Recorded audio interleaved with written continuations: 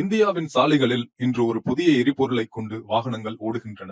அதன் பெயர் E20. அரசு பெருமையாக அறிவித்த இந்த கொள்கை விவசாயிகளுக்கு வருமானம் தரும், எண்ணெய் இறக்குமதியை குறைக்கும், சுற்றுச்சூழலை காக்கும் என்று சொல்லப்பட்டது. ஆனால் இன்று அதே கொள்கை மீது நாடு முழுவதும் கேள்விகள் எழுகின்றன. வாகன உரிமையாளர்கள் புகார் செய்கின்றனர். இன்சூரன்ஸ் நிறுவனங்கள் தயங்குகின்றன. அரசியல் தலைவர்கள் ஒருவரை ஒருவர் குற்றம் சாட்டுகின்றனர். இது மோசடியா இல்லை மோசமான செயல்படுத்துதல்? முதலில் E20 என்றால் என்ன? எத்தனால் கலப்பு என்பது எளிமையானது. 100 லிட்டர் பெட்ரோலில் 10 லிட்டர் எத்தனால் கலந்தால் அது E10. அதுவே 20 லிட்டர் எத்தனால் கலந்தால் அது E20. இந்திய அரசு இந்த கொள்கையை 4 முக்கியமான காரணங்களுக்காக கொண்டு வந்தது. முதலாவது, இந்தியா தனது எண்ணெய் தேவையில் 85% மேல் இறக்குமதி செய்கிறது. 2025ஆம் நிதியாண்டின்படி இந்தியாவின் எண்ணெய் இறக்குமதி செலவு $137 பில்லியன்.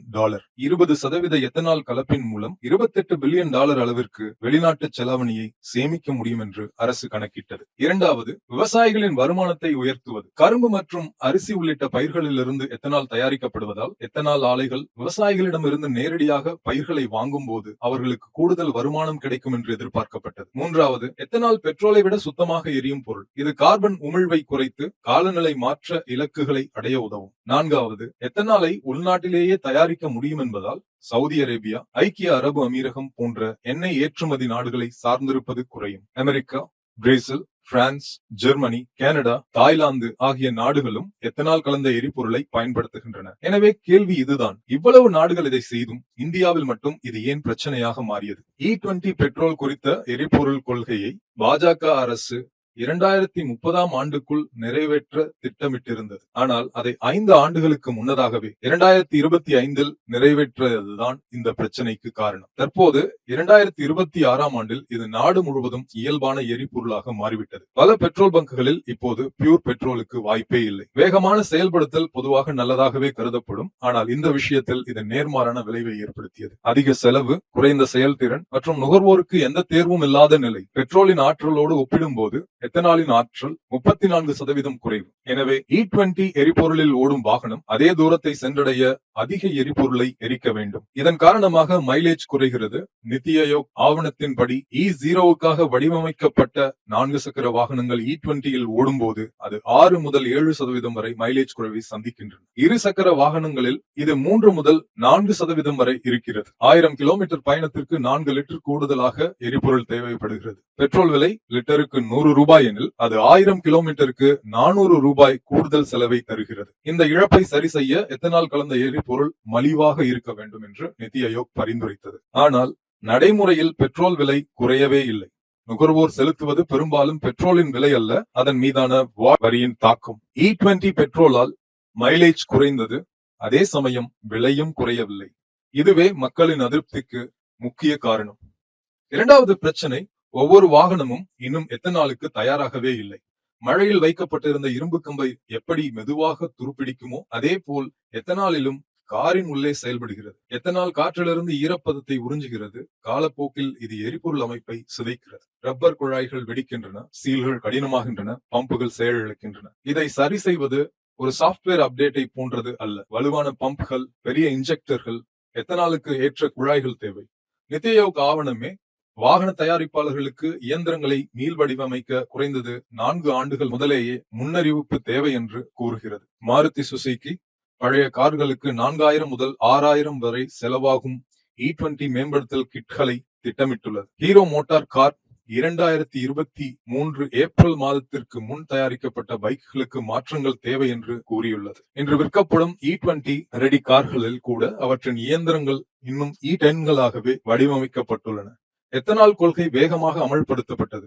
ஆனால் சூழ்நிலை அமைப்பு அதை எட்ட முடியவில்லை. எத்தனால் கரும்பு, மக்காச்சோளம், அரிசி போன்ற உணவு பயிர்களில் இருந்து தயாரிக்கப்படுகிறது. தானியங்களின் மிகுதி மற்றும் உண்ண தகுதியற்ற பொருட்கள் மட்டுமே எத்தனாலுக்கு திருப்பப்படும் என்று அரசு அதிகாரப்பூர்வமாக கூறுகிறது. ஆனால் நடைமுறையில் கதை வேறு. 2023-24ஆம் ஆண்டில் மக்காச்சோள அடிப்படையிலான எத்தனால் உற்பத்தி 42% எட்டியது. ஆனால் அதே ஆண்டில் இந்தியா 5 மில்லியன் டன் மக்காச்சோள பற்றாக்குறையை எதிர்கொண்டது. ஏனெனில் விவசாயிகள் எத்தனால் நிறுவனங்களுக்கு அதிக அளவில் சப்ளை செய்தனர். இந்த பற்றாக்குறை காரணமாக இந்தியா மக்காச்சோள இறக்குமதி நாடாக மாற வேண்டிய நிலை ஏற்பட்டது. வங்காளதேசம், நேபாள், மலேசியா, வியட்நாம் போன்ற நாடுகளுக்கு மக்காச்சோளம் வழங்கிய நாடாக ஒரு காலத்தில் இருந்த இந்தியா 2024 மக்காச்சோளத்தை இறக்குமதி செய்தது. எத்தனால் தேவை அதிகரிக்கும் போது இது உணவு விநியோகத்தில் பாதிப்பை ஏற்படுத்த தொடங்குகிறது. E27 அல்லது E30 போன்ற உயர் கலப்பு இலக்குகளுக்கு சென்றால் இந்தியா உணவு பற்றாக்குறையை எதிர்கொள்ளக்கூடும் என்று நிபுணர்கள் எச்சரிக்கின்றனர். ஏனெனில் எத்தனால் நிறுவனங்கள் கொடுக்கும் விலை நுகர்வோர் சந்தையை விட அதிகமாக இருப்பதால் விவசாயிகள் அவர்களுக்கே விற்க விரும்புகின்றனர். அவசரமாக கொண்டு வரப்பட்ட திட்டம் எத்தனாலின் சந்தை விலையை உயர்த்தி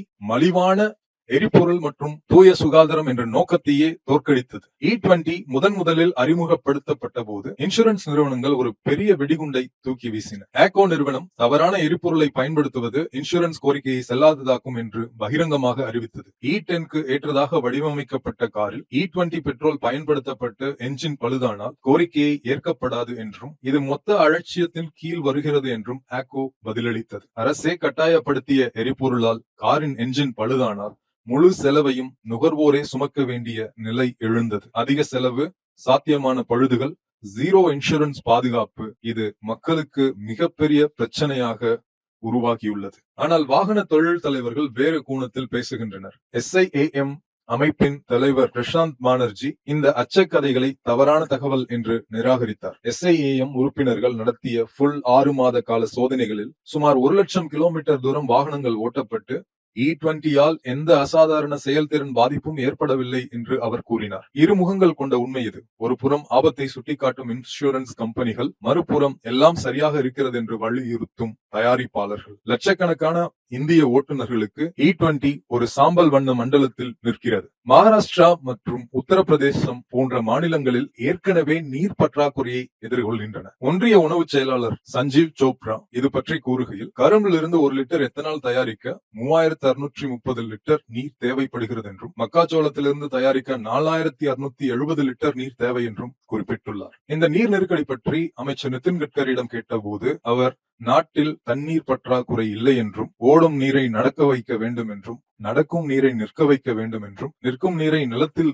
ஊற வைக்க வேண்டும் என்றும், கிராமத்தின் நீர் கிராமத்திலும், வயலின் நீர் வயலிலும், வீட்டில் நீர் வீட்டிலும் இருக்க வேண்டும் என்று கூறினார். இது அர்த்தமுள்ளதா இல்லையா என்பதை மக்களே முடிவு செய்ய வேண்டும். ஆனால் கேள்வி இன்னும் நிலுவையில் உள்ளது. இவ்வளவு பெரிய பிரச்சனையை எப்படி தீர்ப்பது? இந்தியா எத்தனால் கலப்பை பற்றி பிரேசிலிடமிருந்து கற்றுக்கொண்டதா? ஆனால் பிரேசில் இதை மிகவும் புத்திசாலித்தனமாகவும் படிப்படியாகவும் செயல்படுத்தியது. இன்று ஒவ்வொரு லிட்டர் பிரேசிய பெட்ரோலிலும் குறைந்தது 27% எத்தனால் உள்ளது. ஆனால் உண்மையான மாற்றம் என்னவென்றால் 80% மேற்பட்ட பிரேசிலிய கார்கள் பிளக்ஸ் பியூவல் வாகனங்கள். அதாவது ஓட்டுநர்களே பெட்ரோல் பங்கில் பெட்ரோல், எத்தனால் அல்லது இரண்டின் கலவையில் எதை நிரப்புவது என்று தேர்வு செய்ய முடியும். எந்த நாளில் எது மலிவாக இருக்கிறதோ அதை தேர்ந்தெடுக்க முடியும். இந்த அன்றாட தேர்வையே கொள்கை மற்றும் உட்கட்டமைப்புடன் இணைந்து உலகின் மிக வெற்றிகரமான உயிர் எரிபொருள் சூழலமைப்பை உருவாக்கியது. பிரேசில் அதிவேகமாக உயர்கலப்புக்கு செல்லவில்லை. அவர்கள் 1970களில் E10 உடன் தொடங்கி 40 ஆண்டுகள் படிப்படியாக E27 வரை உயர்த்தினர். முதல் எண்ணெய் நெருக்கடிக்கு பிறகு 3 தசாப்தங்களில் பிரேசில் வெளிநாட்டு எண்ணெயை சார்ந்திருப்பதை குறைத்தது. ஆரம்பத்தில் வெறும் 5 நகரங்களில் 16 பங்குகளில் மட்டுமே கிடைத்த இந்த எரிபொருள் இன்று நாடு முழுவதும் கிடைக்கிறது. மேலும் பெட்ரோலையும் மிஞ்சி முதலிட எரிபொருளாக மாறியுள்ளது. ஆனால் இந்தியாவில் முரண்பாடான விளைவுகளால் இந்த கொள்கையின் முக்கிய ஆதரவாளரான ஒன்றிய அமைச்சர் நிதின் கட்கரி சுற்றி சார்பு மற்றும் நலன் முரண்பாட்டு கேள்விகள் எழுகின்றன. அவரின் மகன்களான நிக்கில் மற்றும் சாரங் கட்கரி எத்தனால் மற்றும் சர்க்கரை துறையில் உள்ள நிறுவனங்களுடன் தொடர்புடையவர்கள். குறிப்பாக நிக்கில் தலைமையிலான சியான் அக்ரோ இண்டஸ்ட்ரீஸ் மற்றும் மானஸ் அக்ரோ நிதி தரவுகள் E20 கொள்கைக்கு பின் அதிரடி வளர்ச்சியை காட்டுகின்றன. சியான் அக்ரோவின் வருவாய் முந்தைய காலகட்டங்களில் சுமார் 17 முதல் 18 கோடி ரூபாயாக இருந்தது. ஒரே ஆண்டுக்குள் இது 500 கோடி ரூபாயை தாண்டியுள்ளது. லாபமும் கணிசமாக பெருகியது. பங்கு விலை 40 ரூபாயிலிருந்து 60 முதல் 70 ரூபாய் வரை உயர்ந்தது. குறுகிய காலத்தில் 500 முதல் 2000% வரை லாபம். காங்கிரஸ் கட்சி உள்ளிட்ட எதிர்க்கட்சிகள் இது தெளிவான நலன் முரண்பாடு என்று குற்றம் சாட்டுகின்றன. குடும்ப தொடர்புடைய தொழில்கள் பயனடைய சாதாரண வாகன உரிமையாளர்கள் அதிக எரிபொருள் செலவையும் பழுது செலவையும் சுமக்க வேண்டிய நிலை ஏற்பட்டுள்ளது. எந்த தவறும் நிரூபிக்கப்படவில்லை என்றாலும் லாபத்தின் அளவும் கொள்கையின் காலகட்டமும் பொதுமக்களின் சந்தேகத்தை தூண்டுகின்றன. இந்தியாவிற்கான பாடம் மிக தெளிவானது. E20 அமலாக்கத்தை 2030 வரை நீட்டித்து அவசரமான இடங்களில் படிப்படியான கட்டங்களாக செயல்படுத்த வேண்டும். E10 உடன் தொடங்கி படிப்படியாக E20 அடைய வேண்டும். நித்தி ஆயோக் ஆவணம் கூறுவது போல் வெளிநாட்டு செலாவணி சேமிப்பு, மலிவான எரிபொருள், விவசாயிகளின் வருமானம் ஆகிய பலன்களை அறுவடை செய்ய வேண்டும் எனில் வாகன தயாரிப்பாளர்களுக்கு 4 ஆண்டு தயாரிப்பு காலம் தர வேண்டும். இல்லையெனில் எதிர்ப்பு ஏற்பட்டால் அரசு கொள்கையை திரும்பி பெற வேண்டிய நிலை வரும். இந்த 5 ஆண்டுகளில் பெறக்கூடிய பலன்களை இழக்கச் செய்யும். இரண்டாவதாக, இந்தியா முதல் தலைமுறை எத்தனாலிடமிருந்து 2ஆம் தலைமுறை எத்தனாலுக்கு மாற வேண்டும். முதல் தலைமுறை எத்தனால் கரும்பு மற்றும் மக்காச்சோளம் போன்ற உணவு பயிர்களிலிருந்து தயாரிக்கப்படுகிறது. அதுவே 2G எத்தனால் வைக்கோல், உமி, தால் போன்ற விவசாய கழிவுகளிலிருந்து தயாரிக்கப்படுகிறது. இது உணவு விநியோகத்துடன் போட்டி போடாது, வீணாகும் கழிவை பயன்படுத்துகிறது. அரசு வரிகளையும் குறைத்து இது செயல்படுத்தப்பட்டால் எரிபொருள் விலையை லிட்டருக்கு 30 ரூபாய் அளவிற்கு கூட குறைக்க முடியும். மூன்றாவதாக, அவசரமாக E20க்கு மாறினாலும் நுகர்வோருக்கு E0, E10, E20 ஆகிய 3 தேர்வுகளும் கொடுக்கப்பட வேண்டும். E20 தங்களுக்கு ஏற்காதவர்கள் E0வை தேர்வு செய்யும் சுதந்திரம் இருக்க வேண்டும். சூழல் அமைப்பு தயாராகாமல் கட்டாயப்படுத்தப்படுவது அரசின் மீதான மக்களின் நம்பிக்கையை சிதைக்கிறது. இறுதியாக, எந்த கொள்கையை அரசு செயல்படுத்தினாலும் அது எத்தனால் கலப்பாக இருந்தாலும், மின்சார வாகனங்களாக இருந்தாலும், உற்பத்தியாளர்கள் முதல் வாகன தயாரிப்பாளர்கள், இன்சூரன்ஸ் நிறுவனங்கள் வரை முழு சூழல் அமைப்புடன் இணைந்து செயல்பட வேண்டும். அப்போதுதான் கொள்கை வெற்றி பெறும், பின்னடைவை எதிர்கொள்ளாது. இதில் அரசின் நோக்கம் விவசாயிகளை வளமாக்க வேண்டும், வெளிநாட்டு எண்ணெய் சார்ந்திருப்பை குறைக்க வேண்டும் என்பது, காலநிலை மாற்றத்தை தடுக்க வேண்டும் என்பது. ஆனால் நல்ல நோக்கத்தை சரியான செயல்படுத்தல் பின்தொடரவில்லை எனில் அது அரசிற்கும் மக்களுக்கும் இடையேயான நம்பிக்கையில் விரிசலை ஏற்படுத்திவிடும். அந்த நம்பிக்கையை எந்த அரசும் இழக்கக்கூடாத மிகப்பெரிய நம்பிக்கை. எத்தனாலால் பெட்ரோல் விலையை குறைத்து விவசாயிகளை வளமாக்க முடியுமா என்றால் முடியும். ஆனால் இன்று அது பெட்ரோல் செலவை குறைக்கிறதா? இல்லை. எத்தனால் கலப்பு ஒரு நிலையான எரிபொருள் வழிமுறையாக இருக்க முடியுமா என்றால் முடியும். மற்ற நாடுகள் அதை நிரூபித்துள்ளனர். எனவே இது மோசடி அல்ல, பாஜக அரசின் மோசமான செயல்படுத்தல்.